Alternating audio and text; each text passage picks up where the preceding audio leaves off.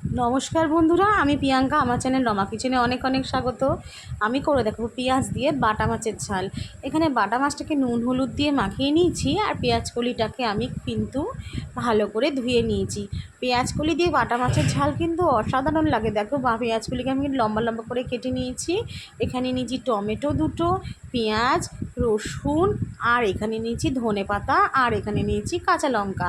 তাহলে চলো রেসিপিটা ভালো করে দেখে নিই কী করে হয়। তাহলে চলো, সবার ফার্স্টে আমি দুখানা টমেটো এইখানে দিয়ে দিলাম। টমেটো দেওয়ার পরে ওর মধ্যে একে একে সমস্ত কিছু দিয়ে দেব।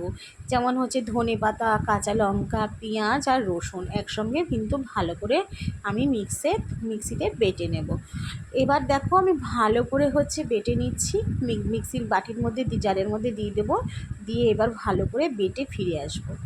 সবার প্রথমে আমি চলে যাব কড়াইতে। দেখো তেল দিয়ে দিয়েছি, তেলটা আমার গরম হয়ে এসছে অনেকটা। আমি কি করব, বাটা মাছগুলোকে ভালো করে হালকা আঁচে ভেজে তুলে নেব। বেশি ভাজবো না, এই ক্ষেত্রে বেশি না ভাজাই ভালো। হালকা করে ভেজে তুলে নিলে এপিট ওপিট করে এটা খেতে কিন্তু আরও বেশি ভালো হয়।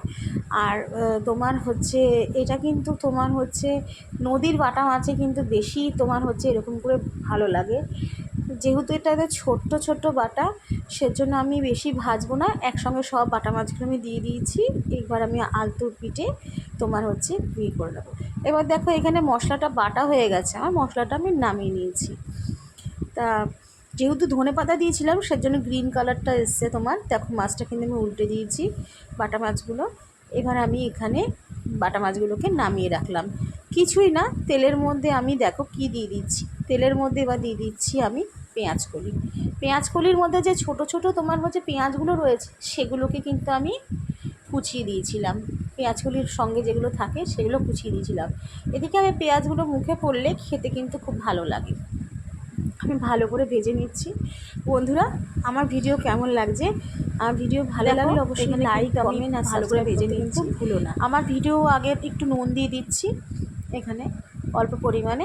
আমার ভিডিও কিন্তু আগের মতন তোমাদের মনে হয় ভালো লাগে না, ওই জন্য তোমরা লাইক, কমেন্ট কিংবা কমেন্টও করো না বন্ধুরা। দেখো অথচ কমেন্ট করো না, লাইকও দাও না। কেন এই জিনিসটা করো না? ভালো লাগলে লাইক, কমেন্ট করো। একটু হলুদ অ্যাড করে দিলাম, খুব সামান্য পরিমাণে এখানে হলুদ অ্যাড করেছি।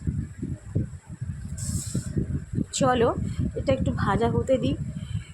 খুব কম তেলেই কিন্তু এই মাছটা ভাজলাম। আর মাছের তেলটা যেটা রয়েছে, যেটাতে মাছ ভাজলাম সেই তেলটার মধ্যেই কিন্তু আমি এটা করে নিচ্ছি। তো পেঁয়াজগুলির মধ্যে আমি প্রথমে একটু হলুদটা দিয়েছিলাম, কম হয়েছিল, আমি আরেকটু হলুদ আমি এখানে অ্যাড করেছি। তা তোমরা মশলার সঙ্গেও হলুদ দিতে পারো, কিন্তু আমি দিলাম না। আমি পেঁয়াজগুলির সঙ্গে আমি হলুদটা দিয়েছি। পেঁয়াজগুলিটা আমার যখন ভালো করে ভাজা হয়ে আসছে, তখন সেই অবস্থায় মশলাটা দিয়ে দেবো। এখন আমি মশলাটা পুরোটা দিয়ে দিচ্ছি। চলো এবার ভালো করে কষিয়ে নেব। আমি হয়তো ভালো ভিডিও বানাতে পারি না, আমি যেরকম পারি বন্ধুরা আমি তোমাদের সঙ্গে সেরকম বানিয়ে ভিডিও করার চেষ্টা করি। ভালো লাগলে অবশ্যই একটা লাইক করো, কমেন্ট করো। তোমাদের একটা কমেন্ট আমার আমাকে অনেক উৎসাহ দেয়। আর একটু লাইক দিও আমার ভিডিওতে প্লিজ। আমি অনুরোধ করবো যারা ভিডিও দেখবে আমার একটু লাইক দিয়ে দেবে। একটা লাইক দিলে তো আর কিছু যায় আসবে না, তাই না? একটু ঢাকা দিয়ে দিই। ঢাকাটা খুলে আমি আরেকটু ভালো করে কষিয়ে নিচ্ছি। আর তোমাদের প্রত্যেকের ভিডিও খুব ভালো হয়। আমি দুদিনের জন্য আমি খুব অসুস্থ হয়ে পড়ি। আবার বেনারস থেকে আসার পরে আমি ঠেকুয়ার রেসিপি, যেদিনকে ছট পুজো ছিল সেদিনকে আমি ঠেকুয়ার রেসিপি ছেড়েছিলাম। তোমাদের কেমন লেগেছে? তারপরে আমি ভীষণ অসুস্থ হয়ে পড়ি। দেখো মশলাটাকে আমার কিন্তু ভালো মতন কষানো হয়ে এসছে। আর একটু কষালে কিন্তু আমার হয়ে যাচ্ছে। এই অবস্থায় জানো তো আমাদের গ্যাসটা চলে যায়, আমাকে আবার অন্য গ্যাসে ট্রান্সফার করে নিয়ে আসতে হয়। দেখো খুব ভালো করে কিন্তু আমাদের কষানো হয়ে এসছে।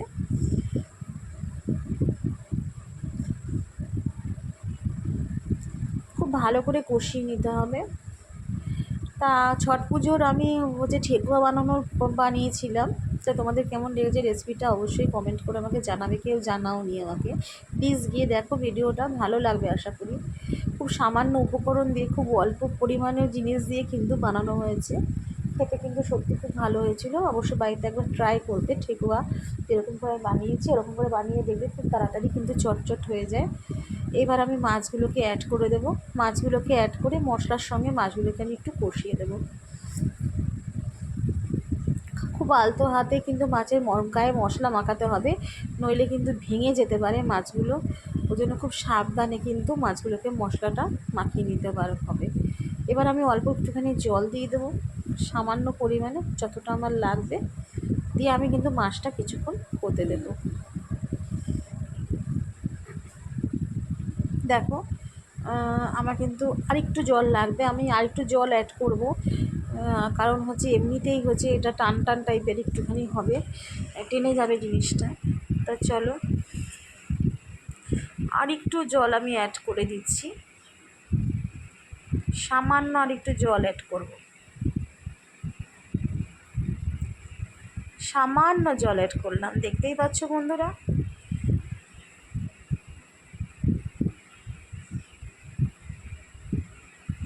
চলো চলো, এবার কিন্তু আমাদের হয়ে গেছে। আর একটুখানি নুন আমি অ্যাড করে দিলাম, নুনটা তখন হচ্ছে খুব কম হয়েছিল, কম দিয়েছিলাম, ওই জন্য আরেকটু নুন অ্যাড করে দিলাম। ঠিক আছে, দেখো কিন্তু আমাদের হয়ে গেছে, আর একটুখানি রাখলেই কিন্তু আমার হয়ে যাবে, জানো তো। এরকম করে বাটা মাছের ঝাল শীতকালে খেয়ে দেখো, পেঁয়াজ পাতা দিয়ে বাটা মাছের ঝাল যা ভালো লাগে না। চলো টাটা, কেমন হয়েছে রেসিপিটা কমেন্ট করে জানাবে।